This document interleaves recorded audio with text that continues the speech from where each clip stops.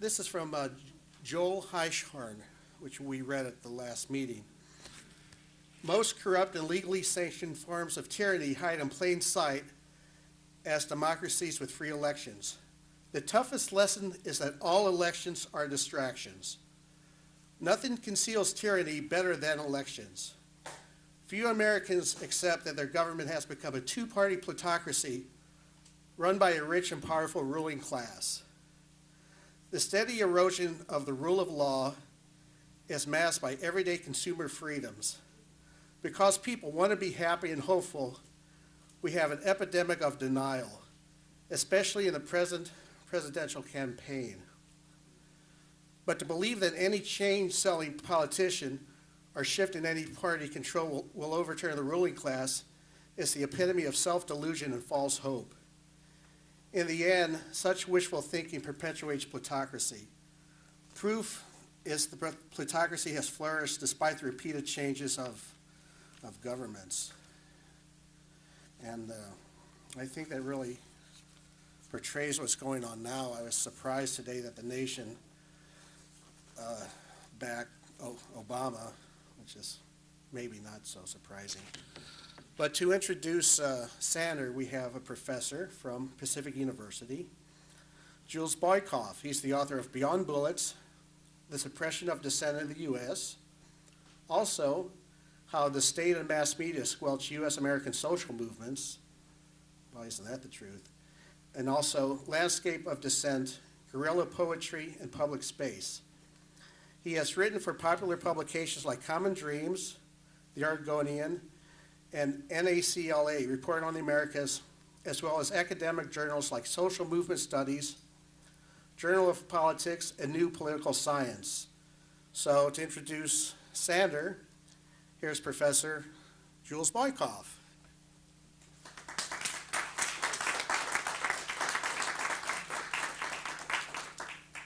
Hello, everybody. Nice to see you all out there. I'm very pleased that Sander Hicks is joining us tonight. Sander Hicks is a media activist, writer, and indefatigable agitator. He comes to us from Brooklyn, New York, where he runs the coffee house called Vox Pop, a community-empowering, consciousness-raising space that's galvanized numerous activist groups and published a muckraking tabloid called the New York Megaphone, which he has back there, I can see. Hicks has a fascinating and varied background. He's worked as a playwright, a carpenter, and as a customer service manager on Wall Street. In 1996, he founded Soft Skull Press, which is under different ownership now, but a really important, vibrant, small press that's put out a number of great books. He's done reporting for Alternet, GNN, the New York Press, Free Speech TV, Dish Network. In 2006, he was a U.S. Senate candidate for the Green Party. His book, The Big Wedding, zeroes in on intelligence assets and whistleblowers who tried to stop 9/11 from happening. Tonight, he'll speak about FBI malfeasance using numerous examples from U.S. history. In particular, he'll be zeroing in at one point on the case of Dr. David Graham. In order to fully comprehend what Sander Hicks is going to talk about tonight, I think it helps to understand the wider context of the state's suppression of dissent, which is why I guess was asked to introduce him. So a great place to start with that really is the COINTELPRO, counterintelligence programs, which spanned from 1956 through 1971. They were preceded actually by another acronym called COMINFIL, Communist Infiltration Investigations.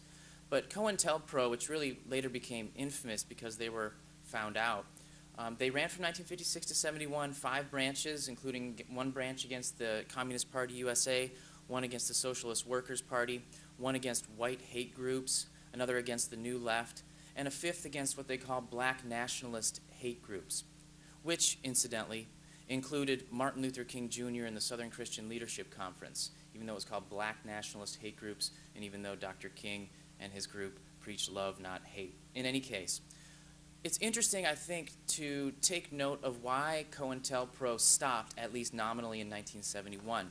And that was because on the 8th of March, 1971, there was a group that dubbed itself the Citizens Commission to Investigate the FBI that broke into an FBI office in Media, Pennsylvania, and made off with reams of internal FBI documents. subsequently released those to a number of politicians, which wouldn't touch them, but also gave them to the press, which did touch them, published many of them, and that's how we came to know about COINTELPRO. So I think it's interesting to have that be a leaping off point as well, because COINTELPRO is very dreary, but that act of courage is not so dreary. In fact, is quite inspiring. Now, just because COINTELPRO ended in 1971 doesn't mean that the tactics used within COINTELPRO are done, and that's one of the things Sanders is going to touch on tonight, is many of the tactics that still exist today. Today, I think we need vigilance and we need courage, not unlike the Citizens Commission to investigate the FBI. And one person who's been both vigilant and courageous is Sander Hicks. So please join me in welcoming him to Portland, Oregon.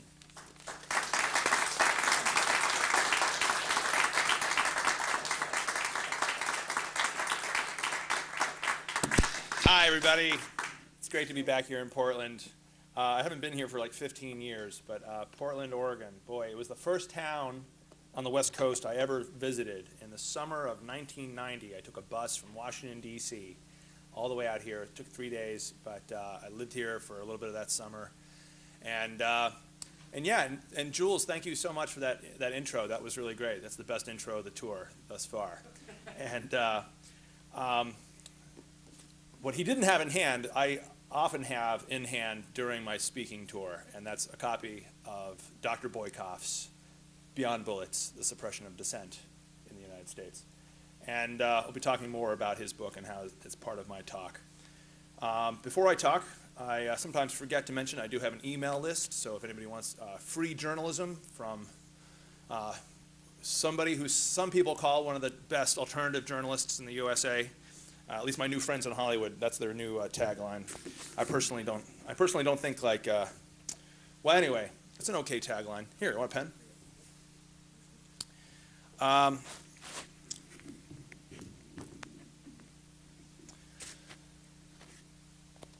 In the spirit of a Quaker meeting hall, I'd like us to just start off with a moment of silence. The Quakers have this tradition of not having a hierarchy, but instead having a respect for the inner light that's inside all of us. So let's just, if you feel like closing your eyes, you can close your eyes, but let's do a moment of silence together and kind of make a break between the work day and our night together, okay?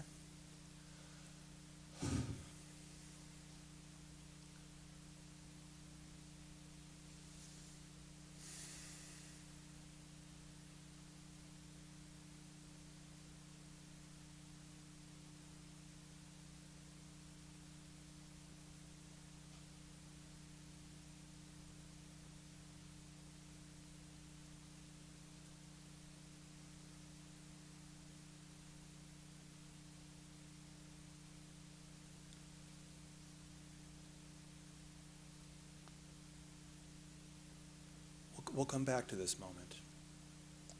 We'll end here in the same way that we began tonight. What I'm going to do is take you through a tour of some of the darkest points of American politics. But we're not going to end in the darkness. We're going to end with new courage and new hope. I'm going to share with you my vision of what I'm doing, and we're going to come together on a vision of the way the world will be, could be, should be, rather than the details of where we're at right now. Because my people, my friends, my brothers and sisters, for the first time in the history of our truth movement, our peace movement, for the first time in the history of 9/11 truth, an activist has died. And all the criteria of a murder investigation point to the FBI being the main suspect. I feel very close to this case. I just was down in Shreveport, Louisiana, investigating it myself, just this past September and October. And I learned a lot about this guy. His name was Dr. David Graham. And he was a Christian, in a real roots Christian kind of way. For instance, when a homeless guy moved into the trailer on the guy's property, he didn't call the cops. He went out there with like food and conversation and spare change of clothes, got that guy back on his feet. He was an entrepreneur. He was a radio journalist.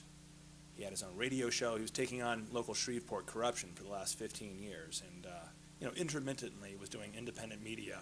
And if you know anything about Shreveport, Louisiana, you don't really have to scratch the surface too deeply to find some serious government corruption.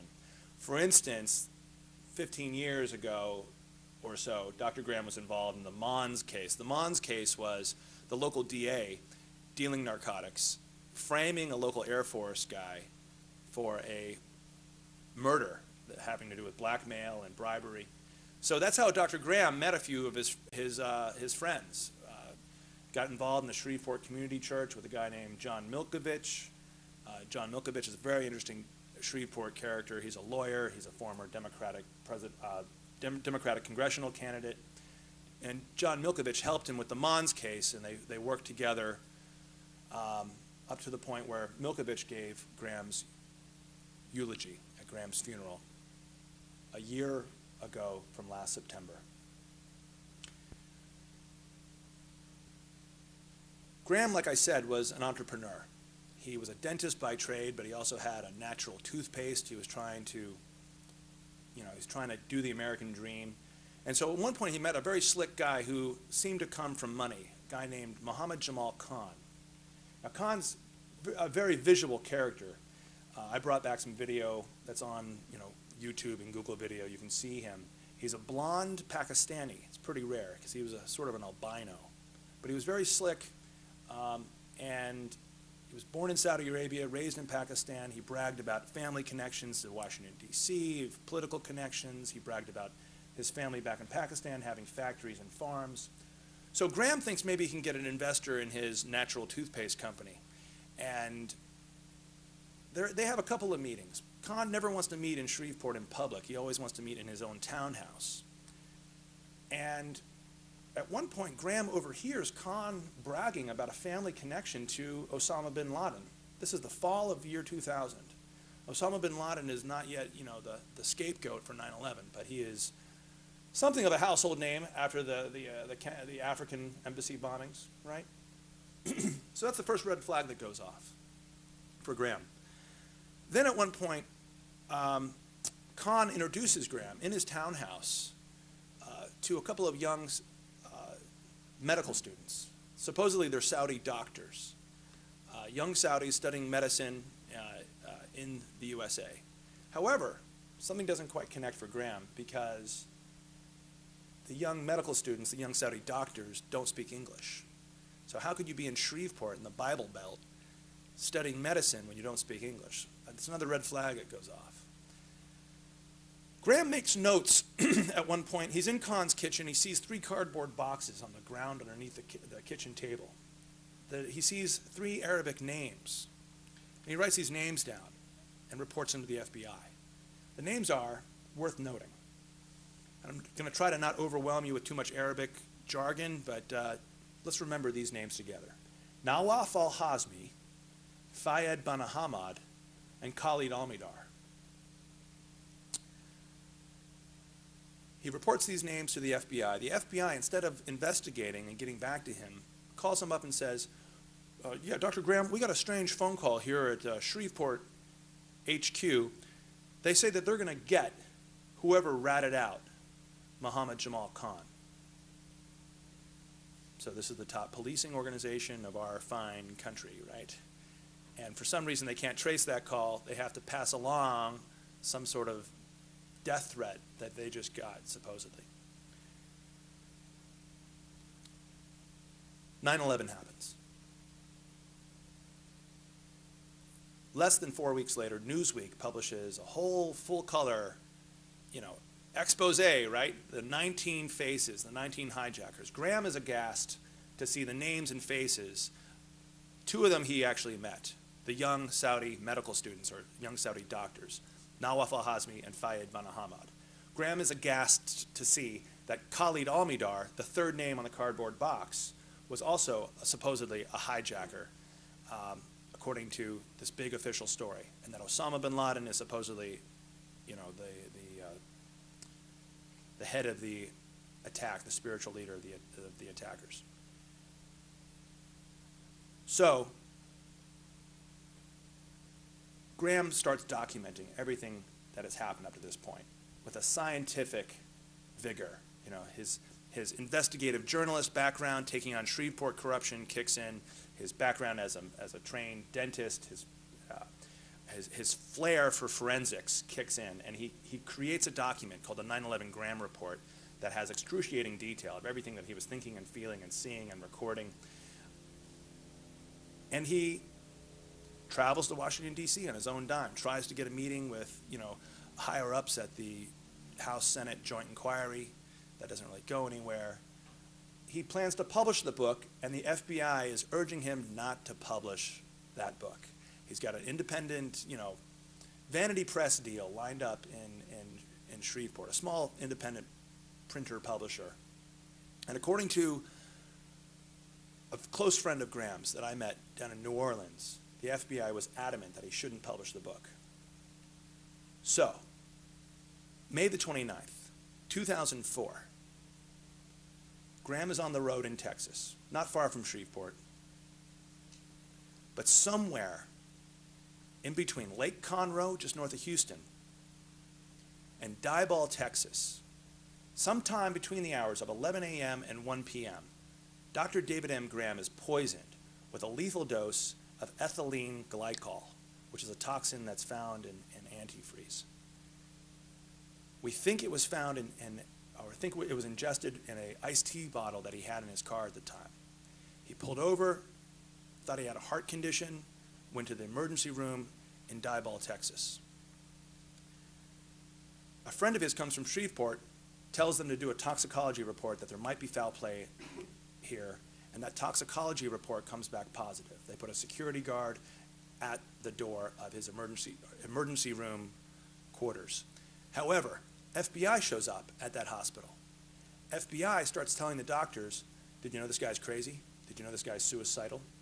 Why would you work so hard to try to save the life of somebody who just tried to kill themselves? The cardiac surgeon leaves the case and stops administering to Dr. Graham because of this FBI statement at the time. Back in Shreveport, FBI tells the local TV station, we were not involved, and we don't know if this was suicide or not. Meanwhile, the friends and family around Graham are aghast that the FBI is inferring to the media or implying to the media that he could have been suicidal. They point out that Graham was en route to a wedding, a joyous occasion, a big event in their circle. To this day, none of the friends and none of the family believe that he could have been suicidal. And it's important to keep that in mind. Now, I've learned a lot about that guy, Muhammad Jamal Khan. And before we leave the Dr. Graham case and zoom back and look at the big picture, I want to share some extra details. It is indubitable that Graham did in fact meet with 9/11 hijackers. If you go on Collateral News online, you can see the actual video that I brought back and shared with my friends in 9/11 Truth and at Collateral News. Because Graham was so cagey, a year before he was poisoned, in 2003, Khan was in and out of prison in Shreveport for wire transfer charges, weapons charges. Graham got Khan to come into his office where he had a hidden video camera, and he taped Khan. They're talking about Khan's connections in Washington, and then Dr. Graham very ingenuously says, hey, whatever happened to those young doctors? You know, whatever happened to those guys? Faye, he had kind of a girl's name, Fayed, something like that. And Khan takes the bait, and Khan says, oh, those Muslims, I don't have anything to do with those Muslims. I'm a Christian now. It's a very poor mentality. No, those people is gone. What happened? September 11th happened. Those people is gone. So Khan confirms the Graham goes through the dates and the times. Do you remember this meeting and that meeting? And Khan confirms that, and then confirms that those people is gone in his broken English. Also, I dug up a court record in a plea agreement when Khan pled out of wire transfer sentencing. There's actually a very interesting paragraph that stands out. You know, the details, the legalistics of, like, you know, we're going to take this agreement on the wire transfer charges.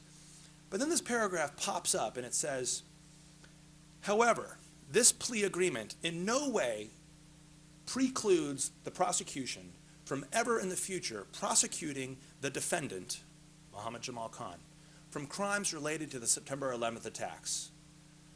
And then it says, oh, the prosecution at this time is not, you know, interested in prosecuting Khan for those crimes, or we have no knowledge of those crimes at this point.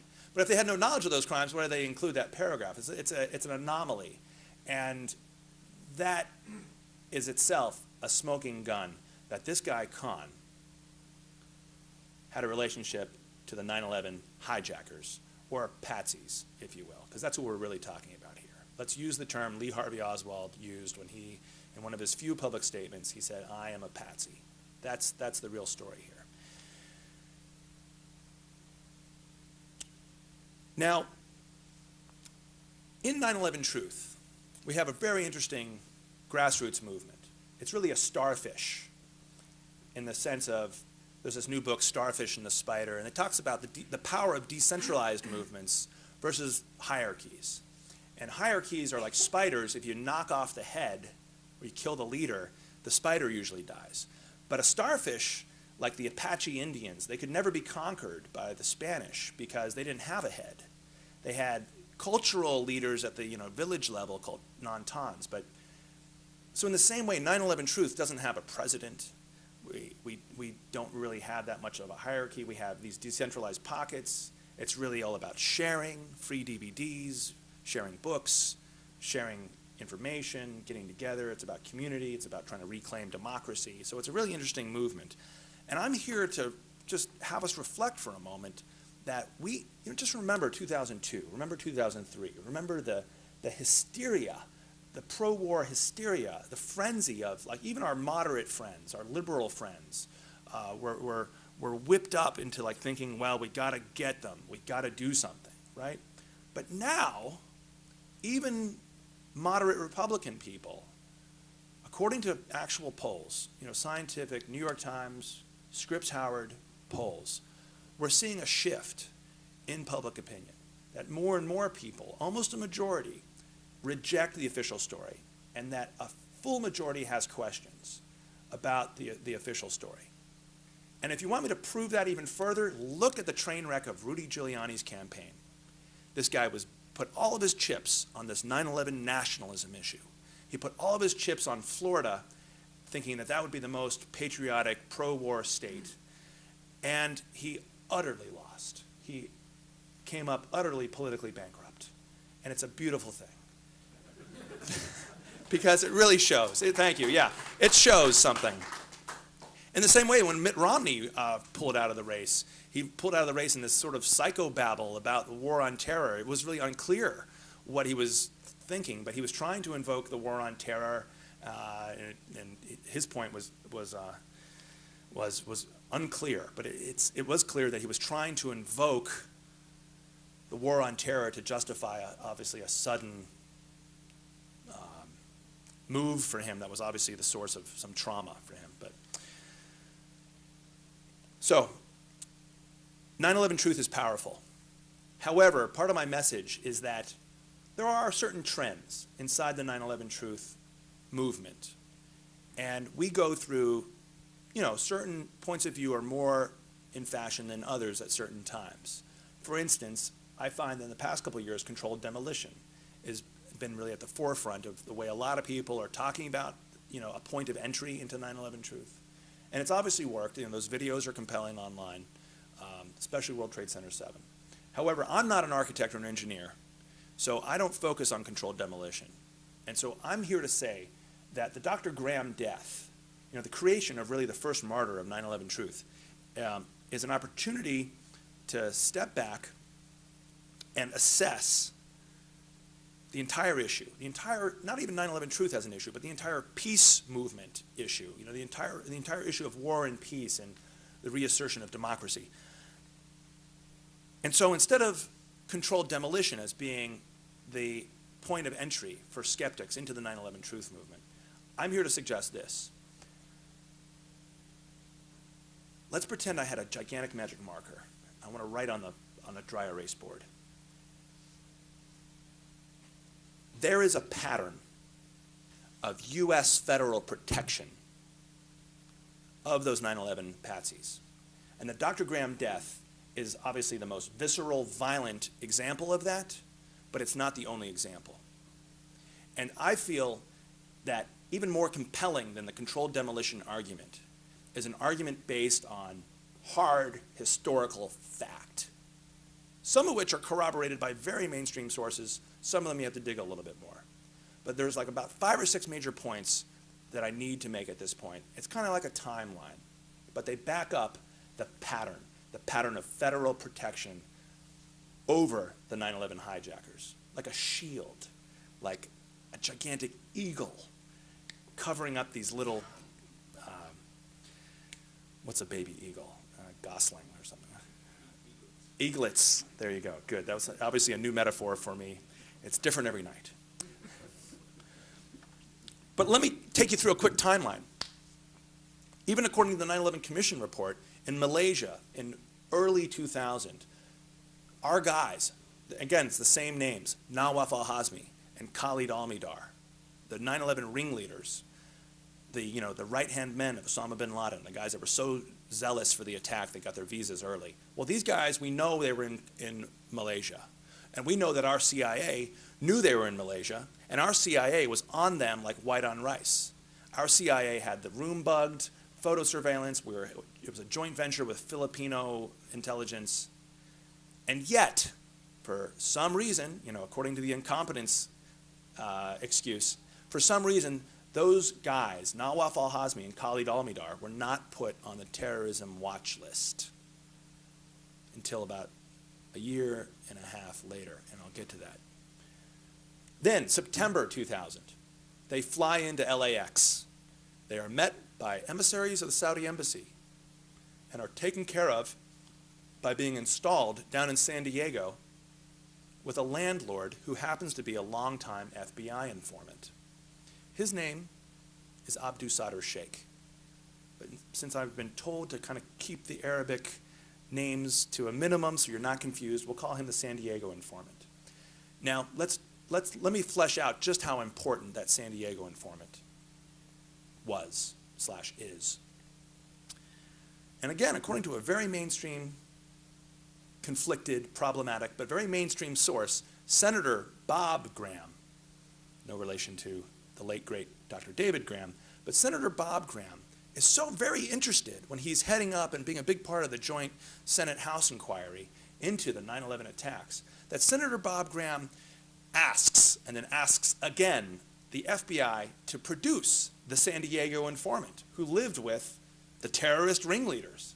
Boy, is that an anomaly. Boy, wouldn't you love to be the head of Senate Foreign Intelligence, because you would think you could get the FBI to do what you want, right? Well, not in this case, folks, because he continually asks, and then as he talks about in his book, Intelligence Matters, he says, I was forced to create a subpoena.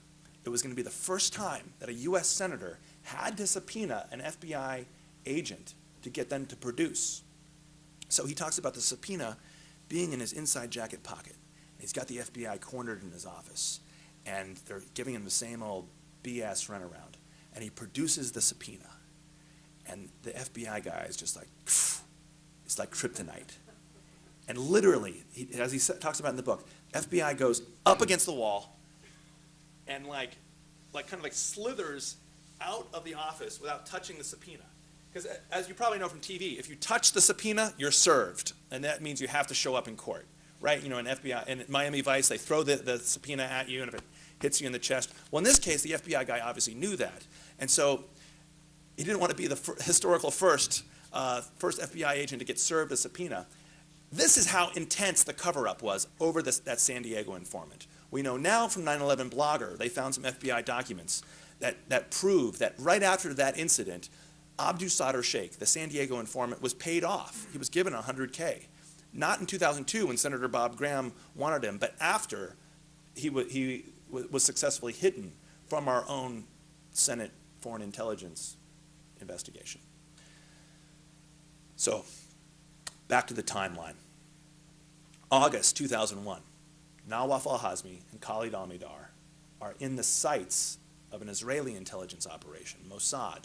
They've got about 120 undercover art students in Florida tracking terrorists. One of them that they're also tracking is Mohammed Atta. I mentioned this in my book. However, CIA is also there. And the CIA intervenes when they feel that Mossad is getting too close to interfering with the 9/11 hijackers. And the CIA preemptively deports all 120 Israeli spies. The Mossad responds by flipping the CIA the bird by publishing a list, an extensive list of about 19 or 20 hijackers planning an attack in the U.S., and the hijackers are already in the U.S., and so the CIA is embarrassed. And at that point, does the CIA put the names Nawaf al-Hazmi and Khalid al-Mihdhar on the terrorism watch list? A couple years ago, congressional testimony came out. It was kind of a subcommittee, low level, didn't make the mainstream media. But Representative Kurt Weldon, kind of a maverick from Pennsylvania, held testimony around the Able Danger operation. Show of hands, who's heard of Able Danger? Okay, good. That's good. But for those of you who've never heard of it, this is another big smoking gun, and it's a huge part of this pattern of federal protection over the patsies. Because Able Danger was the U.S. military's best and brightest. You know, this was the Defense Intelligence Agency, and these guys were, you know, fired up to find al-Qaeda. In early 2000, they did open source intelligence and data mining, and they used all these, you know, mathematical programs and the internet and all these sources of data, and they found al-Qaeda was already in the U.S. And then they show up at a meeting with their superiors with a big chart with faces and names, and for some reason, when they show up, their superiors had put yellow sticky notes, Post-its, over the faces and names of certain al-Qaeda operatives. And can you guess which faces and names were covered up? Mohammed Atta. Very good. And can you name two more? No. Well, I'll give you a hint. Nawaf al-Hazmi and Khalid al-Mihdhar. Very good, very good. I can't pronounce it. I know. It's people have that problem, but we got to learn a little bit of Arabic. If I say assalamu alaikum, you say? Very good, very good, excellent. We're not in small town California anymore. Finally, I got to say that I'm friends with Joe Trento. He wrote Secret History of the CIA. He wrote a great book called Prelude to Terror, and he did a new book called Unsafe at Any Altitude. And it's a book about aviation safety, and it's kind of like a very careful book, because I was really expecting a 9/11 book at this time. But instead, he wrote this book about aviation safety, but he slipped in a little nugget of information, like in the middle of the book. Nawaf al-Hazmi and Khalid al-Mihdhar, says Trento, were agents of the Saudi GID. Now, I was like, what are your sources? He was like, my sources are inside Western and Saudi intelligence. And this guy's really the top of the game. This guy was close to CIA muckety-muck, Jesus Angleton, you know, the basis of Good Shepherd, the movie. So I really believe Trento, and it really helps explain just how much Nawaf al-Hazmi and Khalid al-Mihdhar were protected. So let's remember, they were protected by CIA in Malaysia of 2000. They were protected by FBI in Shreveport and in San Diego. They were protected by CIA from Mossad in August, and they were protected from the DIA by Pentagon top brass. Now, Ray McGovern, the former CIA operative, said, well, you have to understand that intelligence is about, well, oftentimes there's an international kind of cooperative arrangement where if I'm not able to do an operation in my own country, I will ask other intelligence operatives to do the operation. And that's what 9/11 really was. It's not quite as cut and dry as Bush knew, but I do believe Cheney and Rumsfeld had a big part in this. It was definitely an international arrangement, and it was definitely headed up by the darker elements of the rabid right wing of our country's political power structure. In my book, Big Wedding, I go back and I dig deep and I find all the Iran-Contra people that should have been convicted and sentenced. Well, half of them are actually now in the Bush administration. I go back and I look at the Bank of Credit and Commerce International, the international powerful bank that was originally a third world empowerment bank, and then over time it got taken over by CIA. It was dealing in international arms deals and narcotics and heroin, and but it was a CIA vehicle. It was a vehicle that the CIA used more and more to create a relationship with radical Islam, to overthrow the socialist government of Afghanistan and create the Afghanistan Civil War.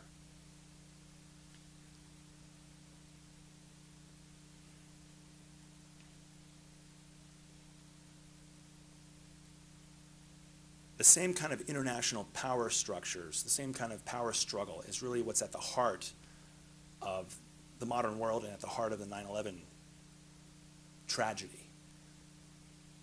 We're talking here about a multi-trillion-dollar deal in oil. And the deal involves the Saudis and Pakistani intelligence, but really the people that benefited and the people that were most interested in that deal were, again, the hard right wing of our political power structure, namely the Bush family, the ascendant neoconservative hawks, especially Cheney and Rumsfeld. In the Big Wedding, I talk about how Cheney and Rumsfeld were on the scene all throughout the mid-'70s, to the right of Nixon, to the right of détente, denouncing SALT II, denouncing the CIA for being too weak, and because they wanted to create their own mythos. In the 70s, Cheney and Rumsfeld created this thing called the Committee on the Present Danger, and they created this thing called Team B, and all dedicated to trying to preempt the CIA and manipulate the media and create this understanding that the Soviet Union was not in decline. The Soviet Union was building up their military. I mean, it was completely false, and the CIA was aghast that the Republicans would put up these think tanks and create these groups just to steer public opinion towards more defense spending. But that's essentially what happened. And in the same way, it's these same right-wingers who created the Project for the New American Century, which grew out of a disdain for the first Bush presidency's lack of interest in invading Iraq with a ground war. They actually said that that in the first Gulf War we should have gone all the way to Baghdad and we should have had troops on the ground. We know now that actually the first President Bush was relatively a lot smarter than his son, in terms of strategy, in terms of avoiding a quagmire. It's not often that I praise the first President Bush here, so don't think this is an endorsement. But yeah. So that let's take a look. I'm sure some of you know this already, but it's worth noting that in year 2000, the same neoconservatives create a statement with their Project for the New American Century group that says we need more control over Central Asia, we need more military bases, we need more military spending, we need total control over the internet, and we need weapons in space. However, in a multicultural society, in the post-Vietnam War generation, we know that the American people are not going to rubber stamp these wars for dominance, for full spectrum dominance. Therefore, and this is a direct quote, we need a catalyzing and catastrophic event on the scale of a new Pearl Harbor.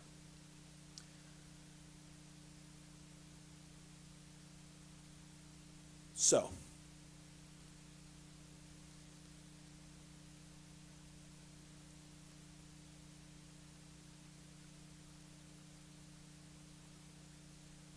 I'm going to skip talking about what you already know. You already know that Bush and Cheney have brought in a new standard that's trying to make torture basic policy. Permanent detentions at Guantanamo. They've trashed habeas corpus. In New York City, we know that they've trashed our protection against unreasonable search and seizure. In our city, they can now search anybody's bag at any time, and it's a clear violation of the Bill of Rights. And I know a lot of you know that.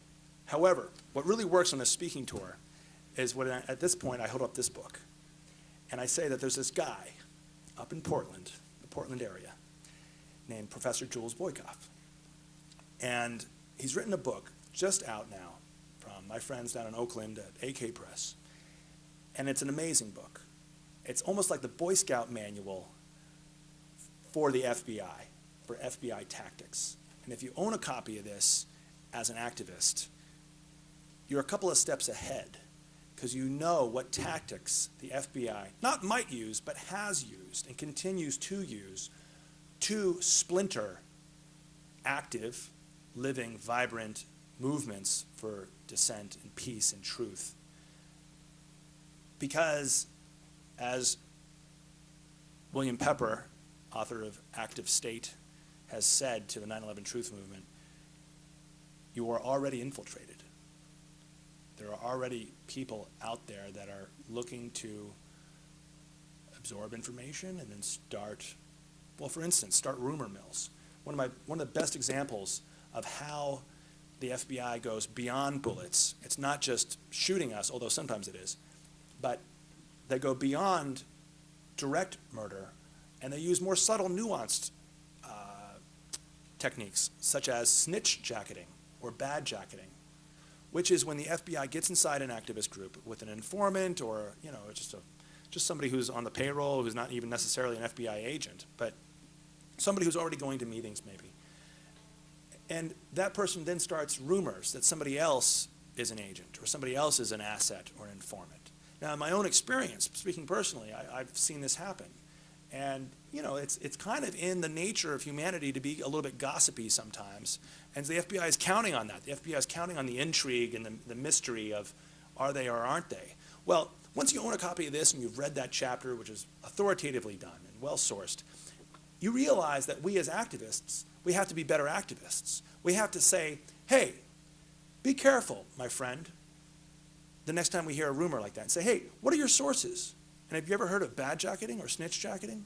This is not theoretical. This is just really great activist stuff. And that's why I'm on my fourth case of this book. I've had to go back to Oakland a couple of times to resupply it because it's a part of the talk here.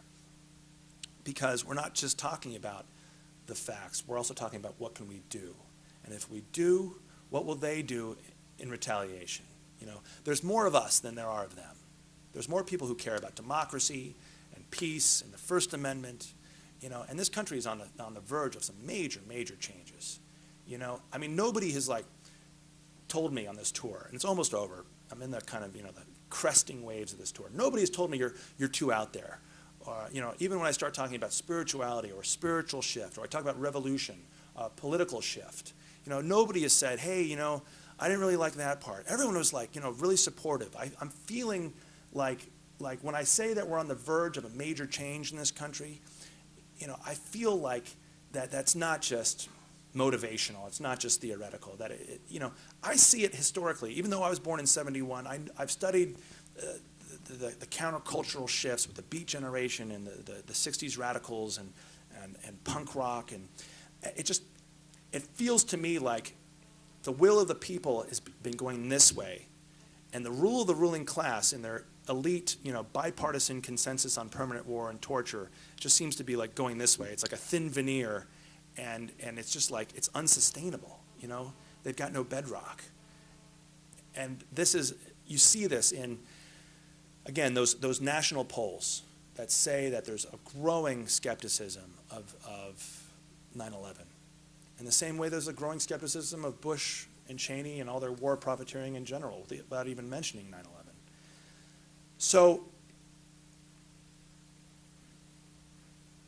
in the same way that when John the Baptist was assassinated in the Bible, Well, Jesus actually knew this trick. He probably learned it in Egypt, is that you stand with the legacy of somebody.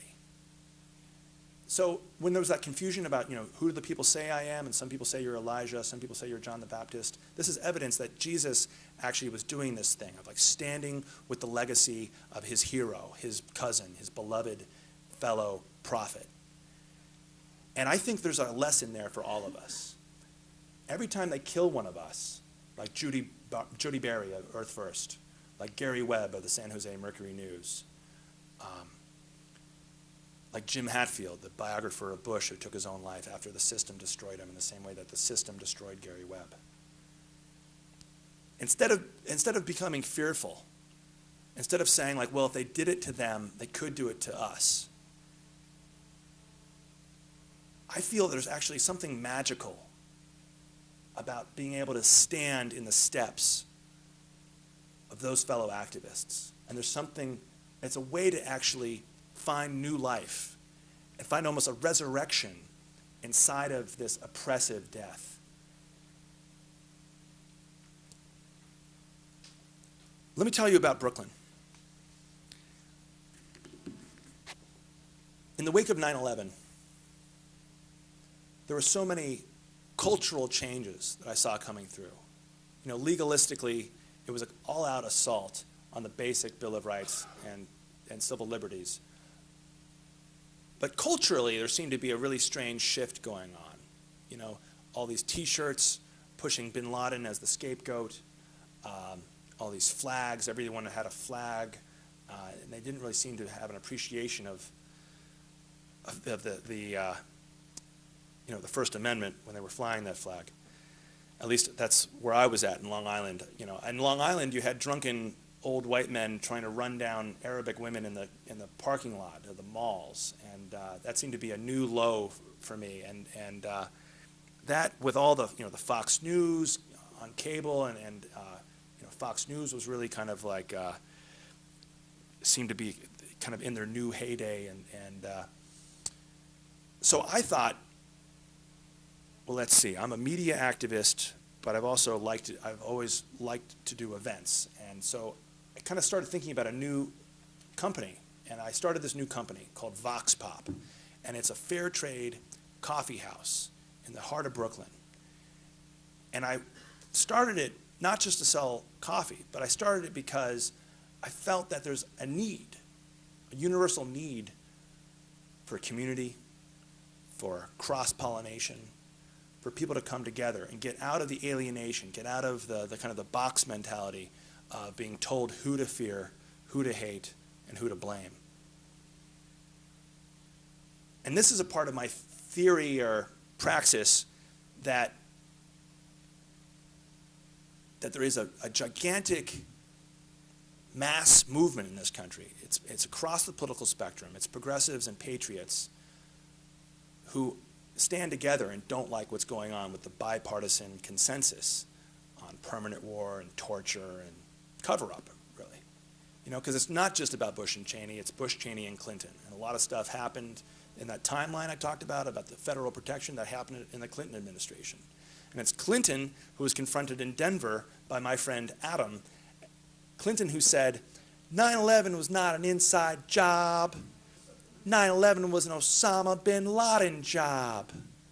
But let's go off on a tangent for a second, and let me remind you that the FBI's own Rex Toombs, who was a publicist for the FBI, told my friend Ed Haas of the Muckraker Report, very good, that why is Osama bin Laden on the most wanted list, Rex, but he's not cited, he's not indicted for the 9/11 attacks on that list. And Rex Toombs said, well, we just don't have enough evidence to link him to the 9/11 attacks. So then why then would ex-President Clinton say that? Well, he's just like Giuliani. He's trafficking on a non-credible official story.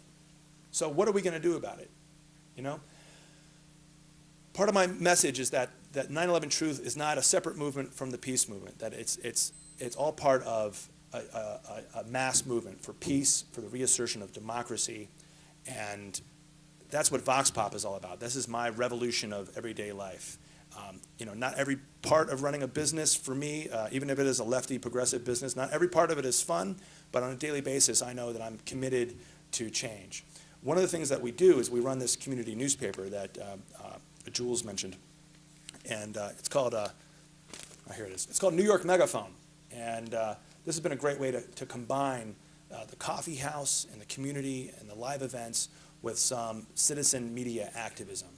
And unlike Gary Webb or Jim Hatfield, when their publishers turned on them and betrayed them, when they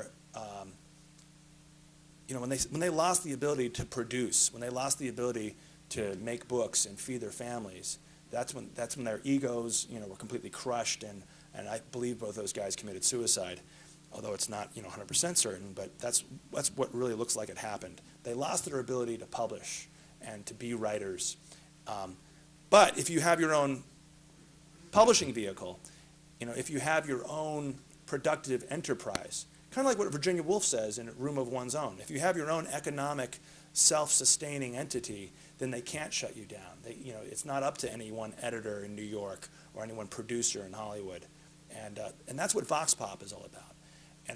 And I've been meeting people who are interested in doing a Vox Pop in their town. And so if you're interested in that, I've got some information in the back, and you just had to ask for it, and it's free. I made it at Kinko's today. Let me think if there's anything else. Part of the new hope that I have for the world is this new model, the We Are Change model. And I think it's worth talking about right now, even if some of you are familiar with it. But We Are Change is this new subset of the 9/11 Truth movement. And I think when the Marxist anthropologists of 200 years from now look back on this time, they will look at the forces of production. They will look at shifts in the technology of the time, and they'll realize that having a lot of cheap video cameras in the hands of a lot of people and having a democratic platform like Google Video or YouTube is a pretty potent mix, because look what the people have done with it, with their own creativity. They've turned on the cameras and gotten in the faces of politicians like Mitt Romney, Bill Clinton, Rudy Giuliani, and asked certain questions. Now, I think this is unprecedented. Even in the late 60s, you had the underground newspaper movement, but you didn't have quite as much access. You didn't have quite as much of a democratic, small d, alternative in terms of, because I think one of the things that's part of one of the factors here is that when you turn on a camera, you are the media. Because the politicians, it's not in their interest to throw a palm on the lens and say, get that thing out of my face. No, it's actually, when you stand in front of that camera and ask a politician a question with a mic, especially if that question is succinct and to the point, then you become a reporter. That's the kind of thing that we're doing with the New York Megaphone. The Megaphone started because we had these little activist groups that are just spontaneously starting inside of Vox Pop. And to the writers activist group, I said, it's actually very cheap to produce a newspaper. We've done it before. There's some people here from Harrisonburg, Virginia, that from 15 years ago. We did it in Harrisonburg, Virginia during the first Gulf War. And so the We Are Change model of this direct action people's video is, I think it has incredible potential, and it's shown incredible potential. Speaking personally, I did it with Rudy Giuliani recently in Loveland, Colorado, and the results were great. Just by virtue of the fact that we had cameras going, the media reported on the confrontation and the false arrest from the police, and I got a little bit roughed up, but so they reported on that, but then we got to tell our story in a more unedited form, and that itself was picked up by Raw Story, and so the kind of a pretty big lefty internet site also picked it up, and it became a great story. All right, well, let's do another moment of silence, shall we?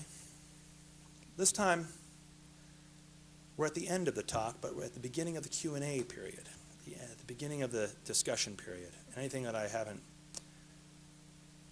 made clear could be made clearer, but I just want to bring it back down.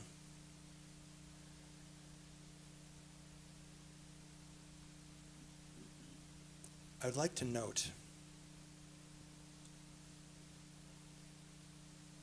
that Dr. David Graham is with us here, that Gary Webb is with us here, Judy Berry is with us here, Jim Hadfield is with us, and all the different people who have stood for truth and fighting the power. That even if you fall at the hands of the state, you're not forgotten. In fact, you've made us stronger.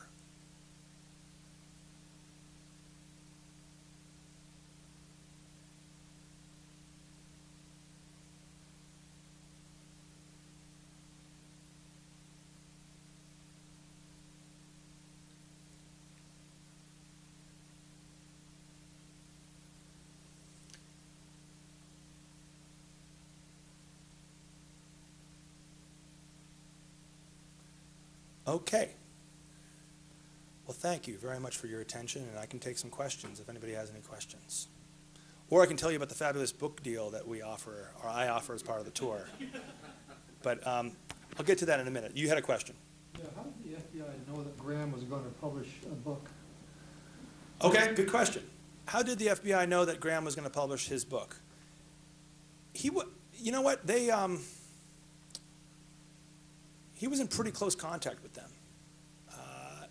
In fact, when he died, the fact that he was a citizen, a volunteer citizen informant, really should have warranted some sort of investigation into his death. I have a feeling, to answer your question, I have a feeling he told them. I have a feeling he,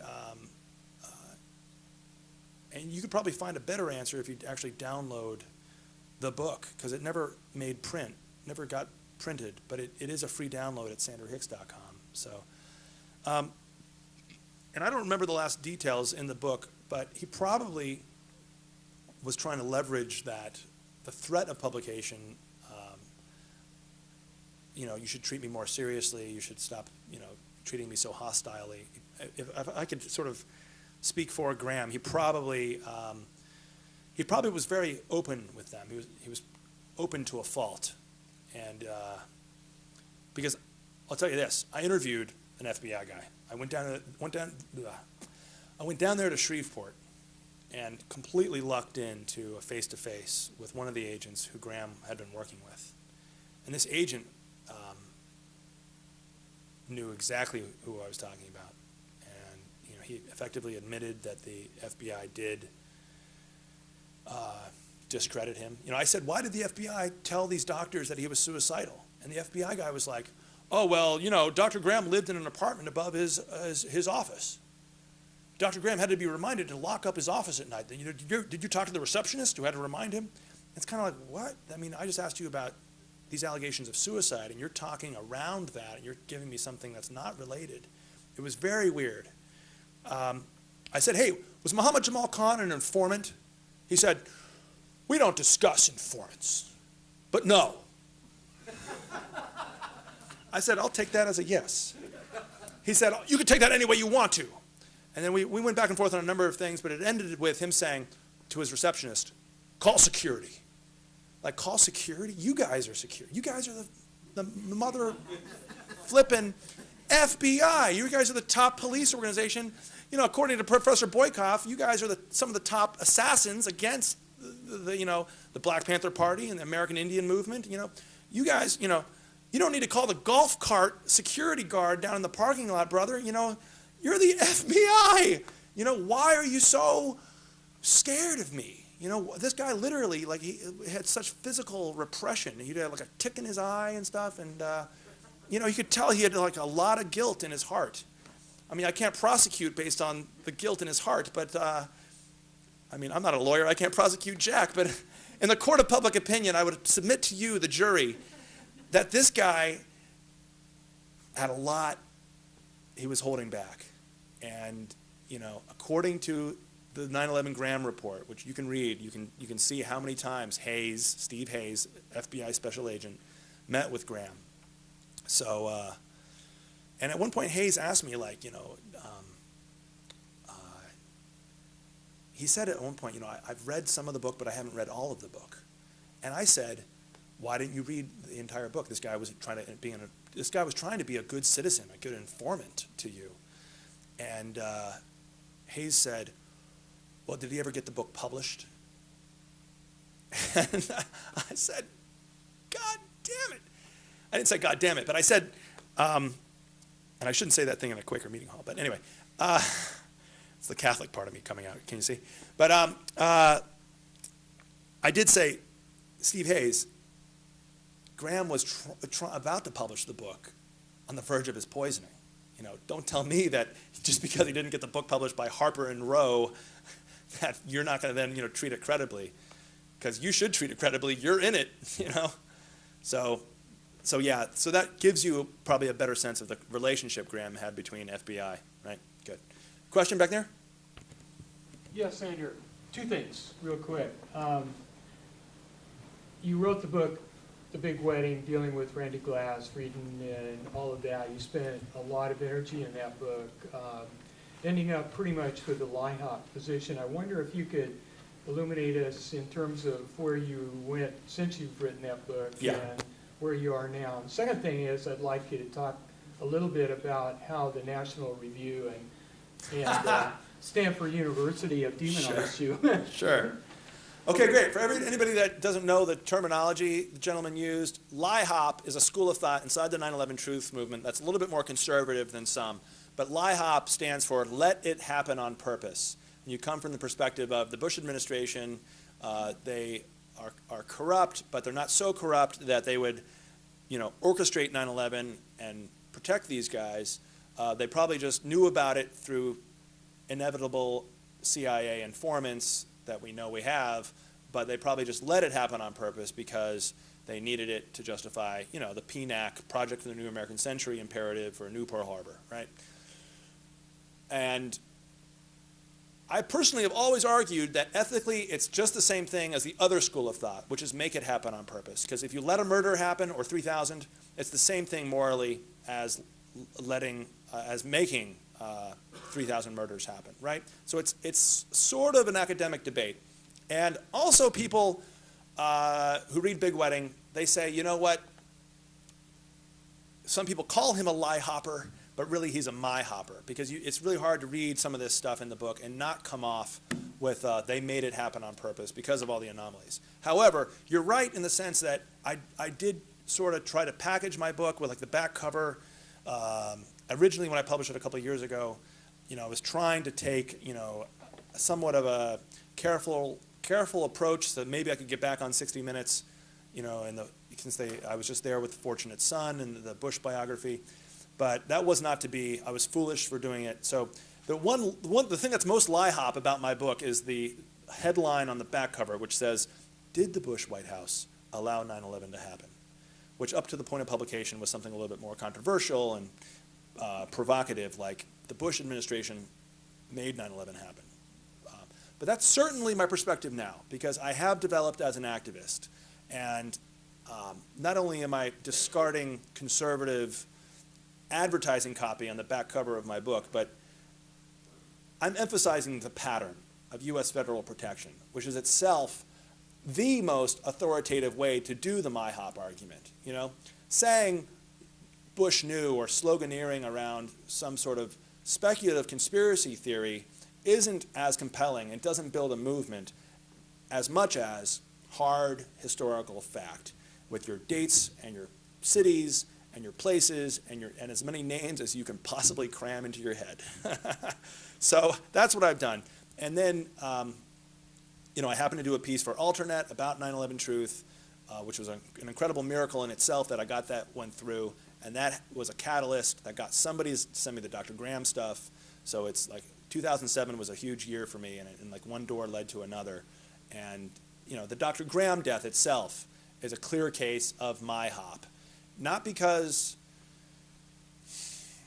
you know, if you isolate it, and if you read Dr. Graham's book himself, he was isolated. He wasn't speaking to any peace activists, because there are none in Shreveport, at least when I was there. And he wasn't speaking to 9/11 Truth people, and he wasn't really a 9/11 Truth guy. But his evidence is so compelling for the MIHOP argument, you know, especially when you talk about that little anecdote I just talked about. Was Muhammad Jamal Khan an informant? Well, we don't talk about informants. I mean, no. You know, that's clear that Muhammad Jamal Khan was an informant. In the videotapes that you can see online now, Muhammad Jamal Khan brags about polygamy. He got married in Texas to stay in the country, Dr. Graham's like, weren't you married in Pakistan? And so suddenly Khan is giving Graham his high five. He's nervous. He's laughing. He's saying, oh, yes, they tried to convict me of that one, but I have friends, my ambassador back in Washington, political friends. So obviously Khan is a very, very connected to Washington, D.C. kind of FBI informant in this case. Perfect case of MyHop. Also, one last tangent, because it's such a great question. And then I'll ask you what the second part of your question was. I have one copy of Webster Tarpley's book here, which is really upgraded my own knowledge with his broad historical inquiry. I mean, I know the guy's problematic. He's got, he used to be with Lyndon LaRouche like 20 years ago, but he broke with them, so a lot of people like don't like him because of that. But if you can forgive him his past political sins and read a 500-page, authoritative, historically rooted take, not just on 9/11, but a pattern, going back to NATO, going back to 1846, James K. Polk in the Mexican-American War, a pattern of false flag terror, false attacks, media spectacles being used to motivate the population. 9/11 was not an isolated case. What was the second part of your question? You've been demonized by National Review Oh, yeah. at Stanford University. Right. As deranged. Just recently, yeah. Deranged. Am I deranged? That's why because I was with the professor today, that's why I wore a jacket and a tie. It's because the esteemed professor was going to be here. So anyway, yeah, I don't always wear a jacket and a tie, but when you get called deranged, you sort of like, they raise the ante. But it's interesting that they attacked my character but didn't attack the argument. I'd really like somebody to take on the argument. In the case of a criminal trial, habeas corpus, we have a body in this case. There's nothing more compelling. In the same case in rock and roll, if somebody dies young, they become a hero. It's the same case in history. If somebody dies unjustly, they should become a martyr. Because martyrs are ways for the people to get motivated and to kind of to look to our saints. Now, Dr. Graham was not a political saint, but he was, a fellow truth seeker, a fellow independent journalist. So anyway, I'd love to see the National Review take me on in a debate. I have started to debate neoconservatives. My girlfriend Jill was there when and we were always quoting this to each other. The young neoconservative lady started her argument by saying, very similar to the National Review's take, she started her argument by saying, well, I haven't written a book about this stuff, and I just don't care as much about this stuff, and I don't have as much time to research this stuff as my opponent because I have a life and a job and a car. So it's the car argument. In the same case, in the same way, the National Review online said this guy is speaking at Stanford Law, ostensibly on civil liberties, and I was speaking on civil liberties, and I did actually tailor the speech you heard with more civil liberties information and anecdotes. Well, they dismissed that. They said ostensibly it's about civil liberties, but really Hicks is a 9/11 conspiracy theorist, and we just know that's what he'll mention. And unfortunately, though, at the same time, something that had a little bit more of an effect is that somebody in the student body at Stanford, I don't know if he was in the law school or not, but he found a way to hack into a listserv that spammed the entire campus, and he denounced me and he told people not to go. And I mean, we had a room that was like a lecture hall, and we had a room for 60 people, and we thought professors were going to come. Now, I don't know if this guy had an effect or not. I mean, I know the kind of progressive I am. If like some right-wing hack, suddenly spammed me, I wouldn't have that dissuade me. But people that are more on the fence about an issue, thinking like, oh, are people going to call me crazy if I start, becoming like a 9/11 free DVD guy, I mean, I'm sure there are people out there that are thinking like, gosh, what do I do? Do I take a stand? Do I not? Well, in this case, it might have had an effect because this guy spammed the entire campus and then was like banned from these listservs, and he told people not to go, and I think he contacted National Review. And it might have had a bit of a chilling effect because there wasn't a packed house of 60 people in the lecture hall that we were expecting. It was like 20 students or so. 10 of them had their laptops up during the entire talk, and they just like were down on their laptops, like taking notes and stuff. I felt like, hey, is this on? I felt like saying like, I felt like being like a badass teacher and being like, laptops down, laptops. How do you handle it? Do you like let people like play, Dungeons and Dragons or whatever the fuck they're doing. Some of them were taking notes. That's what somebody said. But if they take notes, you sometimes make eye contact with the prof, right? So I don't know. But anyway, that was Stanford. It was not half as lively an audience as you, and half as receptive and nice an audience as you. But then I got on Stanford Radio right afterwards and did a whole hour-long thing with them, and that was cool too. So, and a lot of people think it was like some of the best press of the entire tour. And they're right, because it was the only press of the entire tour.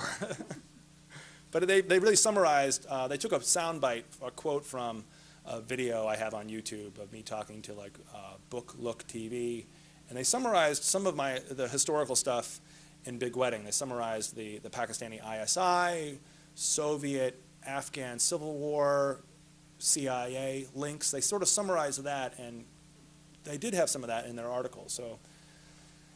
It was an attack piece, but it did get the argument out there in distorted form. The book, basically, you characterize Line-Hop, but I think your book gives a lot more substance to creating that patsy thing. I mean, there's a huge amount of energy by these hacks that went into that, and I think that's what so it isn't just a passive, well, we allowed this to happen. It was really very, very concentrated, heavy-duty amount of energy, BCCI and ISI and everything that you put in there. So, anyway. Cool. Appreciate it. Sure, thank you. All right, let's go here and then there.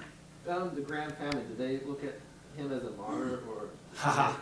Good question, the Graham family. I was almost going to go off on a tangent and talk about them earlier when I first brought them up, but they are what we don't want to become, because they're like 1930s Germany. They're literally saying it happened to him, and if we speak out, it'll probably happen to us. And I don't want to judge them too much, because they lost somebody only a year ago from last September 2006. Because they went through this 27-month ordeal of organ failure and paralysis with him. He was given a less than 1% chance to live in the hospital in 2004, but then he came back. It was like a miracle, and he regained his level of speech. And when the family was in the hospital room, he never talked about who he thought did this to him. But when people from Shreveport Community Church, who were more politically curious, or his dental hygienist came back to visit him in the hospital and said, "Who did this to you?" He said, at one point he said, "I don't know, maybe the FBI." And to Leanne Scruggs, the dental hygienist, he said, it was the FBI. Not Muhammad Jamal Khan, not the only other person you could have suspected. He didn't suspect him at all.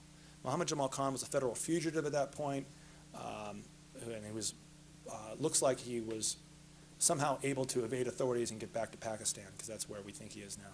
So the Graham family was not helpful. They wouldn't talk to us on the record. I came down there with a reporter who did a big story for North Carolina Alt Weekly, 5,000-word story. You can get it off sanderhicks.com.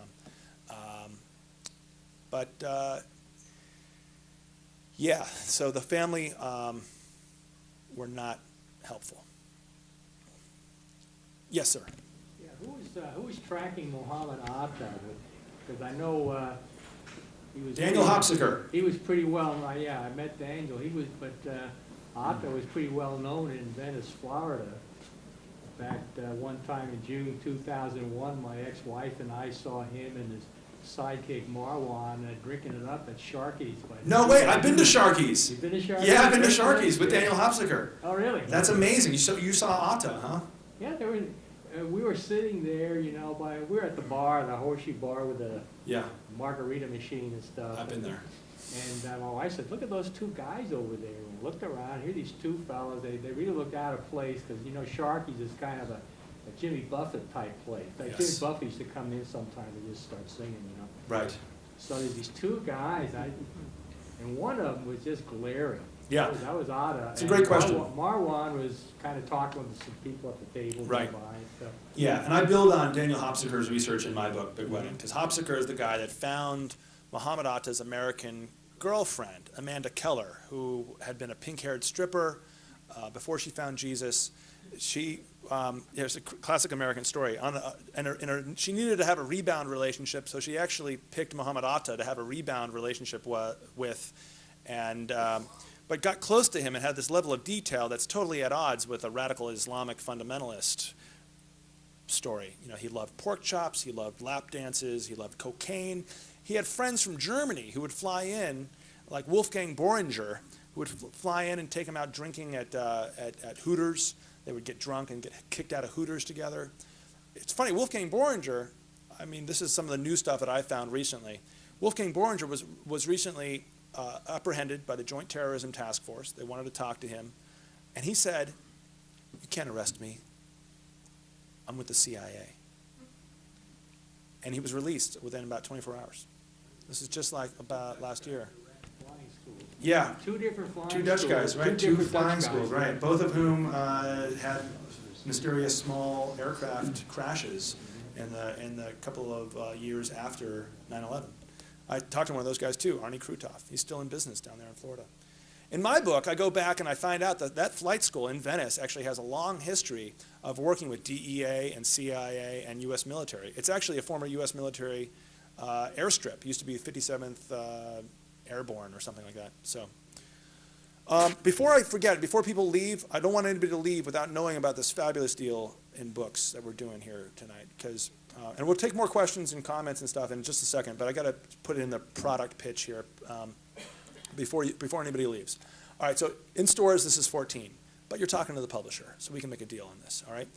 And I don't want you to leave the house ever again without your copy of Jules Boykoff, and he'll sign it for you, your copy of Beyond Bullets, The Suppression of Dissent in the United States. And for those of you who might have missed the pitch the first time around, this is like the Boy Scout handbook of what the FBI is doing to you. This is the tactics that the FBI has in their arsenal to use media manipulation, to do rumor mongering, and basically to target activist groups and systematically break them apart. So what I've been doing is, it's called the 4 for 40 deal. You can get my book and Professor Boykoff's book and a free extra copy of my book, and plus anything else on my table. And I've got like a whole wide selection of anarchist and left history books, just selected from the AK Press warehouse. And it's my editor's, kind of discerning selection, a fine array of really cool like hobo novelettes and graphic novels about militarism and all that stuff. And that's the 4 for 40 deal. And so you get 4 books for $40. It's cheaper than Powell's. You don't usually pay $10 a book at Powell's, right? And of course, if you want just one of these books, Professor Boykoff's book is $21.95. Mine is negotiable. And there's free catalogs from AK Press back there. And there's DVDs back there. And so at the end of the Q&A, we will have a frenzy of information dissemination. We have one more author who Oh, yeah. books at your table. We have Paul Levy, who is local, and Paul, he has his books back at Sanders Stable also. Great. How much are they? $15.95. but $15.95? they're totally negotiable too. Okay, great. So you want to be part of the 4 for 40 deal? Sure. All right, great. So he's part of the deal. So if you want Paul Levy's book, local author. What's the name? What's the name of the book? The Madness of George W. Bush, a reflection of our collective psychosis. Oh, great. Pass it around. Pass it around. Paul will pass around his book so you can see it. This is good. Excellent.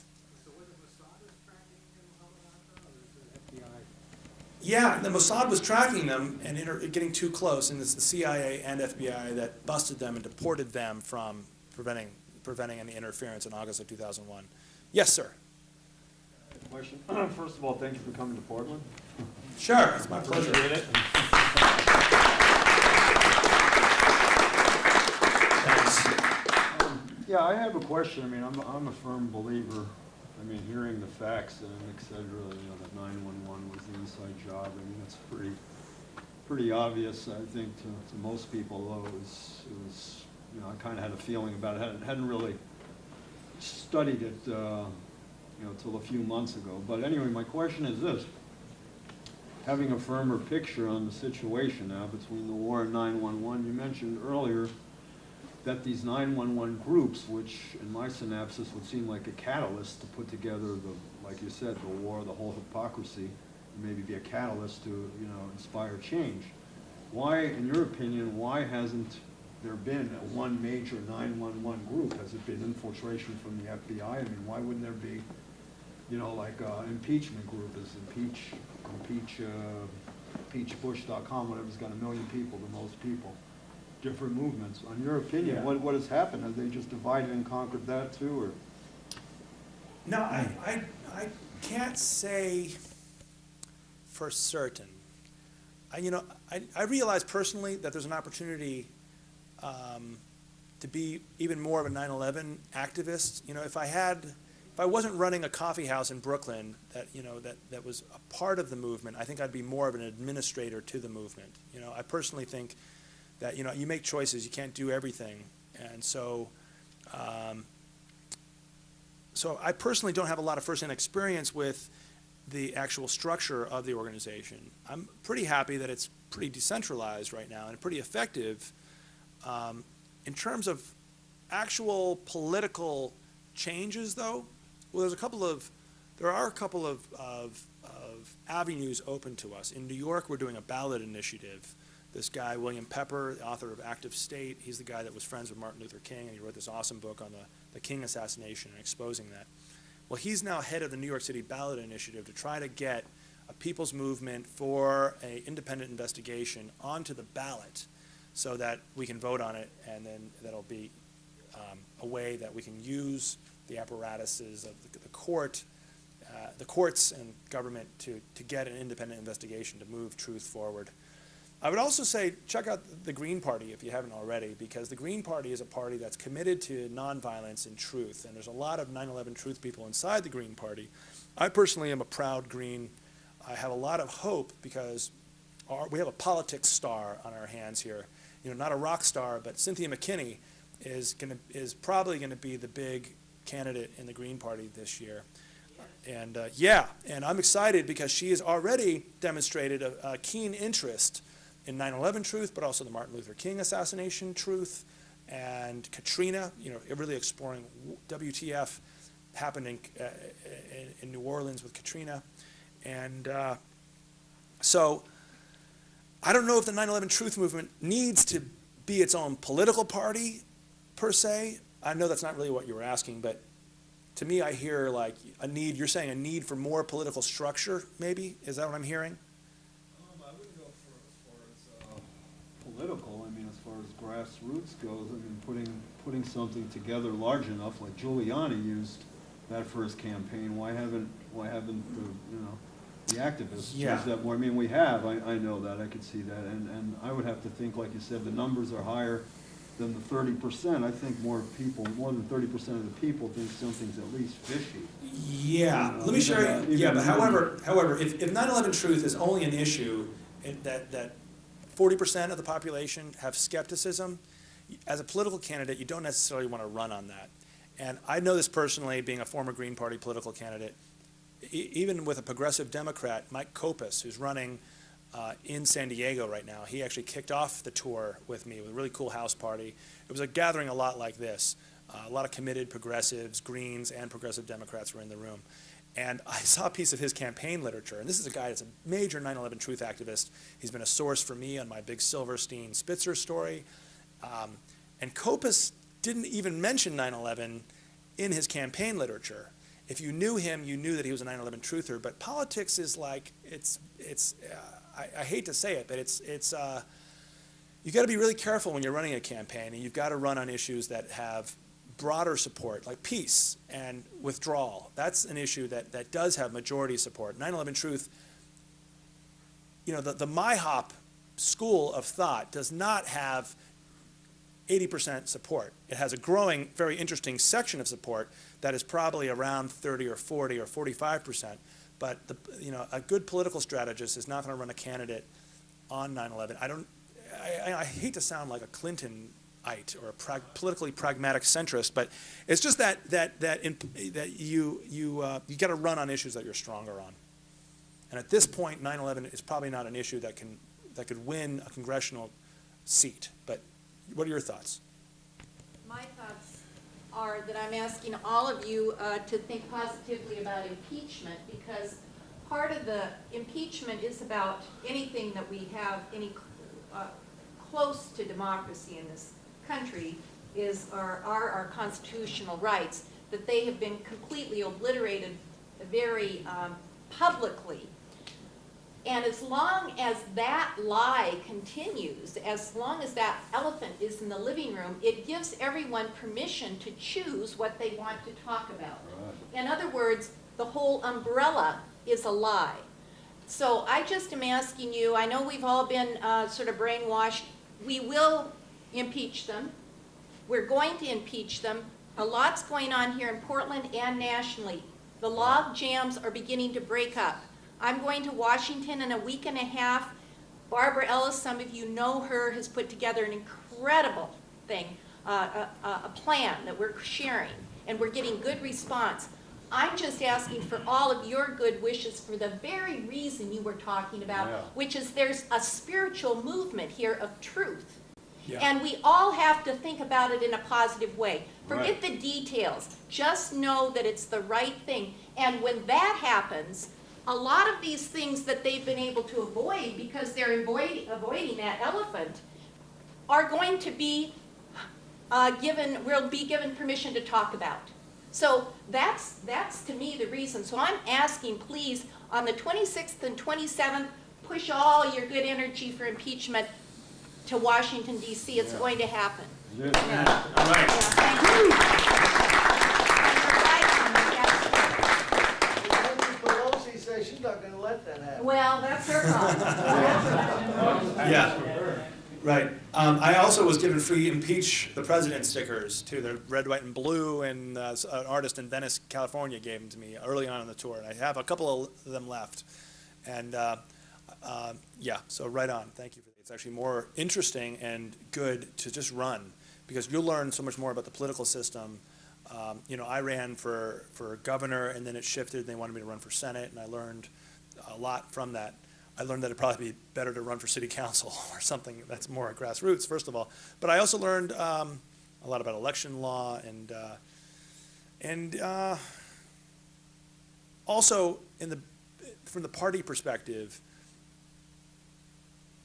campaigns are great opportunities to get issues out. You know, the right to life people learned this by just getting the right to life thing on a lot of different ballots. Just that, you know, the issue, you saw it on the ballot line. Or the marijuana reform people had the same thing. The ballot line. You know, if you have a ballot line, then you're you know, people are like, oh, what's the marijuana reform party or whatever. So yeah, even in the ISO, the socialist group says the same thing. That it's you know, they're not one of these lefty groups that turns their nose up at elections. You know, and then in year 2000 they were supporting Nader, and they said that even if maybe we're not running to win, maybe we're running to get the issue out there and get more visibility and more voices involved in our movement. And I think it's a sound strategy. Anybody else that hasn't spoken or yeah? Yeah, I have a question. You mentioned YouTube earlier. This is for my YouTube channel. Okay, so I have a hypothetical for you. Say someone that's never heard of 9/11 Truth or never heard of the 9/11 Truth movement, they were skeptical of the official narrative of the 9/11 terrorism attacks. What sources of information would you point them out? What books would you tell them to read? What Google searches would you suggest to them? Aside from your book, of course. Right, I know.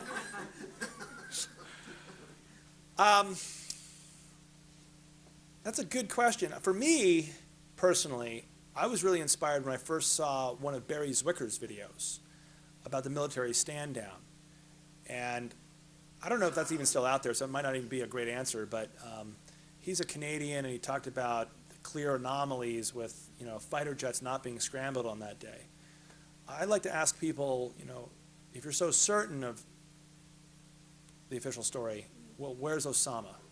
You know, why do CIA people in Pakistan say that he was deliberately let go? You know, do you know about Fahrenheit 9/11? Do you know about Osama's past with the CIA? Is that not relevant to the discussion at all? Yeah. In terms of controlled demolition, I've actually personally turned people on to the the videos of World Trade Center 7 collapsing, and that has been a pretty instantaneous question mark for people. You know, it's not the end of the argument, but it could be the beginning. Especially, even like this guy, I actually know one of the architects of World Trade Centers 1 and 2, Fred Gutnick. He hangs around Vox Pop in Brooklyn, and he was a skeptic and I mean, he was very anti these crazy theories that say that the towers were brought down with explosives. But then I showed him the video of World Trade Center 7, and he's still anti-controlled demolition about 1 and 2, but about 7, he admits that that video is just too clear. The crimp and the explosion of the penthouse first, and then the crimp and the collapse. So now still there's people in the 9/11 Truth movement, like in Eugene, one of the smarter people I know in 9/11 Truth is very much anti-controlled demolition. So take it with a grain of salt. But yeah, I think online I endorse the 9/11 Terror Timeline, the Cooperative Research, Paul Thompson. He's done some very interesting work using only mainstream media sources. Some of them lesser known, international, mainstream media sources, but mainstream sources. And like I did, just lays out the timeline, like Malaysia 2000, yada, yada, yada. And I used him quite a bit in my book, Big Wedding. So Loose Change is getting better and better each time they remake that film. Too. I'm biased because I'm in the final cut, but but that's what was interesting about that film. Even Loose Change too, which some of the more orthodox, historical 9/11 people that were denouncing the film, they thought it was shoddy. But I was like, well, you know what? This film is like it's made by like 21-year-olds who have a lot of heart and a lot of curiosity, and they get something that you don't get with your 600-page books. They get that people love pacing and music in film. You know, the MTV generation made their 9/11 film. And for me, it worked because it wasn't perfect, but I'm not asking for perfection. All I'm asking is for something to be well made on its own terms, and this thing was well made. And obviously, 50 million downloads aren't wrong. So, yeah. Maybe somebody should give them a copy of Edward Bernays' propaganda. That'd be great. Yeah. Use their own weapons against them. Yeah. Yeah. Right. Good. All right. Yes, sir. So what about the fellow that's down in Guantanamo that says, I planned it all? Khalid Sheikh Mohammed has been tortured into mental jelly. Yeah. Khalid Sheikh Mohammed, he also told a Al Jazeera reporter, Youssef Foudra, that the big confession for that guy you mentioned, KSM, was in Foudra's book, Masterminds of Terror. But it was really strange. At the time, Foudra goes through all of this this drama of like, I found him in Pakistan and I tracked him down. And I mean, Foudra probably also informed on his whereabouts to the Pakistani ISI after the fact and the CIA after the fact. But it's a really strange book. You should look at it because, this is the big scapegoat, the big mastermind of terror. But in this big, confession, in this scene, KSM confesses in this really weird offhand manner. He just says, yeah, we did it. And now we know he's been tortured, and now we know that has an effect on the brain.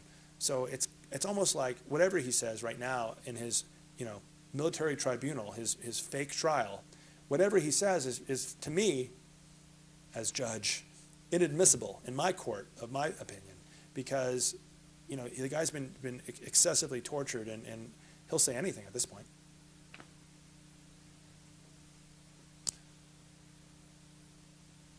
However, it is interesting to go back and look at our long-standing relationship with these guys, even in the '93 World Trade Center bombing.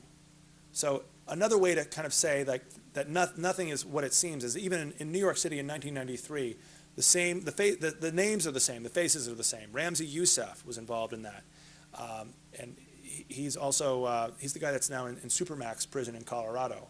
And he is actually the nephew of the guy you mentioned, KSM, on trial right now in the military tribunal in Guantanamo.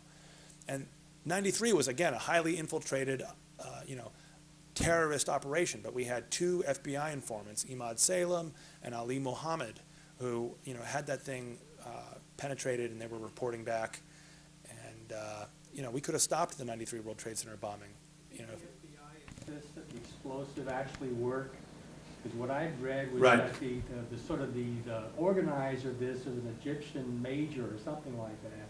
And he asked the FBI if he could kind of mix up an explosive that wouldn't work. Mm-hmm. And the FBI said no.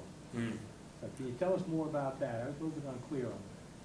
Yeah, well, the citation that I have is, I've heard that story, but I haven't found that citation, so I can't speak directly to that. Yeah, the New York Times did do some reporting about this.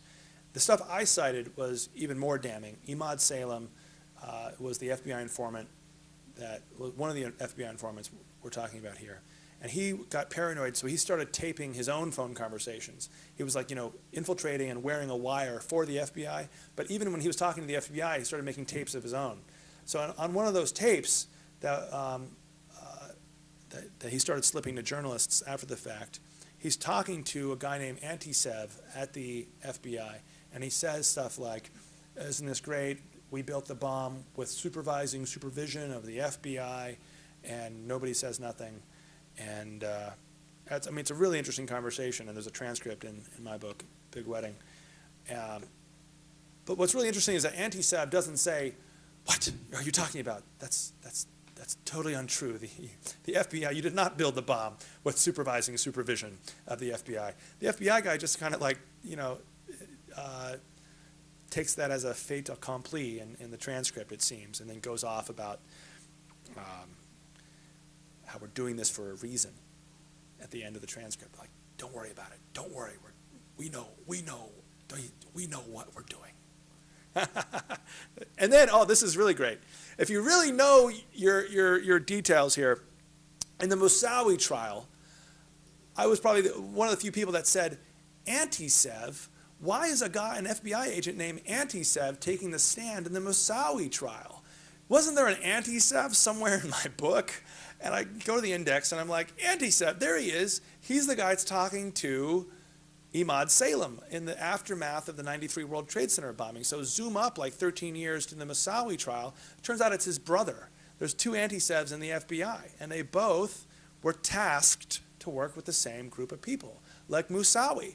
Moussaoui, I almost don't even need to mention to you, was protected by the FBI because the FBI, Colleen Rowley, Time Magazine Woman of the Year, right? She wanted to get the FISA court to rubber stamp, like they always used to, yes, you can investigate this. Yes, you think that this is a foreign intelligence asset, and so the FISA court that's set up to deal with foreign intelligence surveillance will just rubber stamp it like they always do and say yes. But in this case, the answer was no.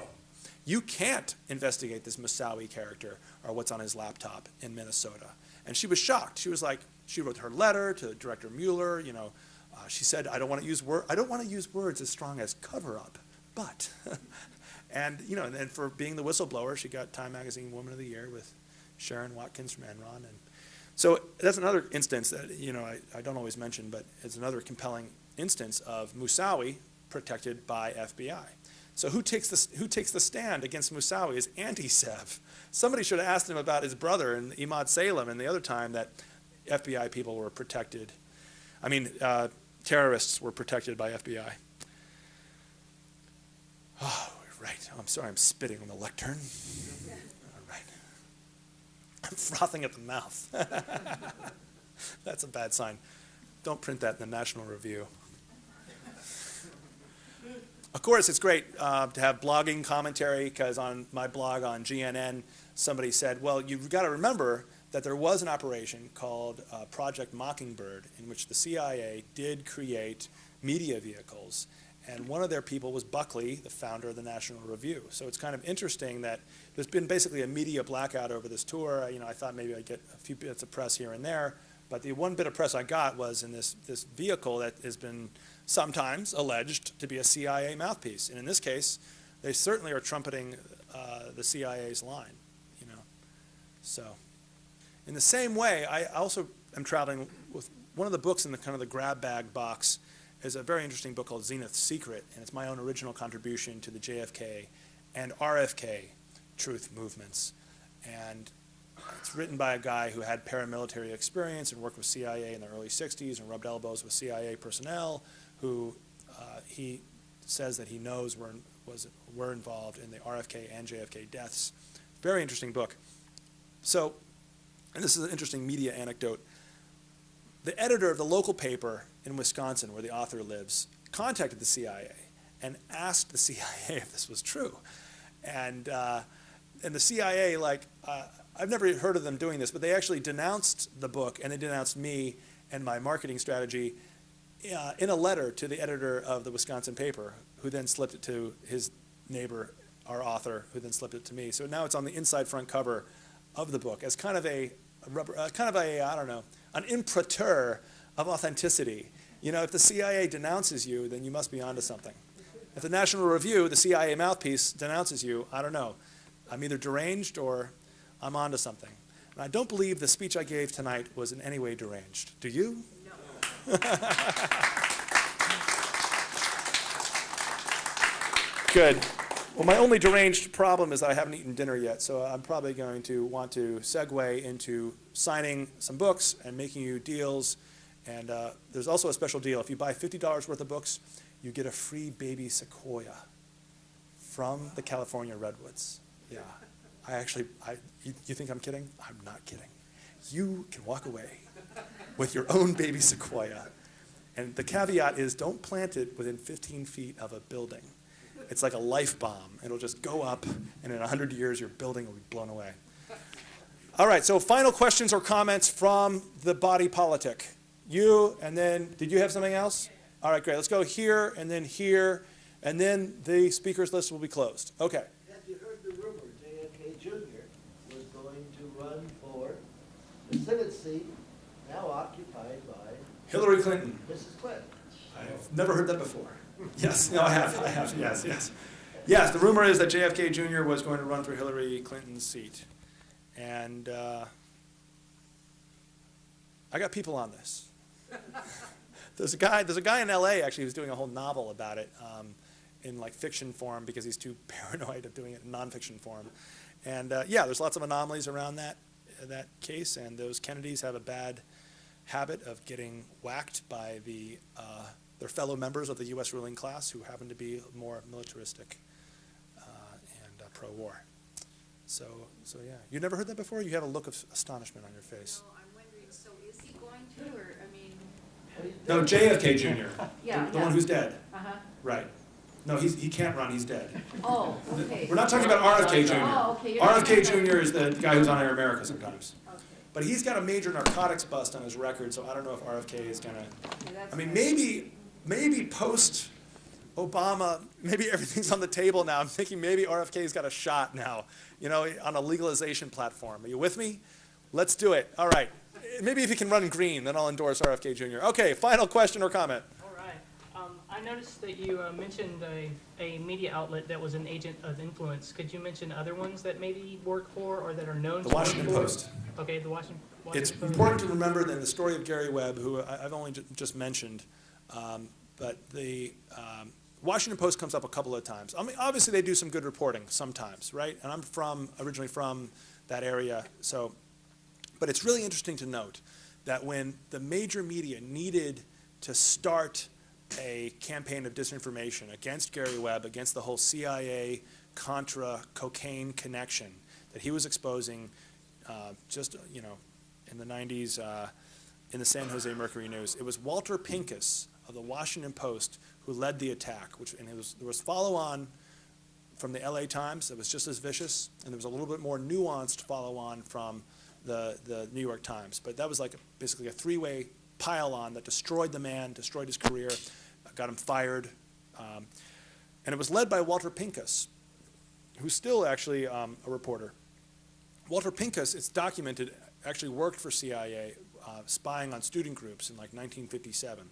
So it's interesting to see the guy with CIA connections that were proven in the past and possible CIA connections that continue to the present was the guy that was the point man for beginning this onslaught, this overheated onslaught. Even the New York Times' own ombudsman said that, you know, we were probably a little bit too heated in our attack, but the level of vitriol in that attack ended somebody's life. You know, it's straight up. This guy died because of a massive media onslaught. His own paper betrayed him, his own editors, his own, yeah, right, yeah. It's an American tragedy and it deserves to be told. There's actually a great book called Kill the Messenger that I highly recommend. Well, I don't highly recommend it because of some reasons, but I recommend it. It's a solid book, and it you know, for all the people that engage, and I feel sometimes people are a little bit too quick to assume, people like Gary Webb or Jim Hatfield, they're too quick to assume that something was nefarious about their suicides. But sometimes you got to have a more broader political analysis and realize that the system killed them. The system stripped them of their ability to be who they were, to be writers, to be published writers. And so therefore, the psychological effect ended up with them taking their own lives. But that doesn't mean the system isn't guilty. The system, you see what I'm saying? It's a little bit more nuanced than a straight up CIA assassin. Good, we're done. All right, good. Thank you for coming, everybody.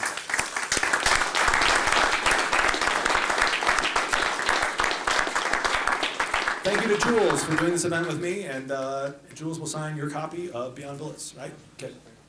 All right, yes, my props. Nice job. Hey, thank you. What? Thank you, everybody, for coming.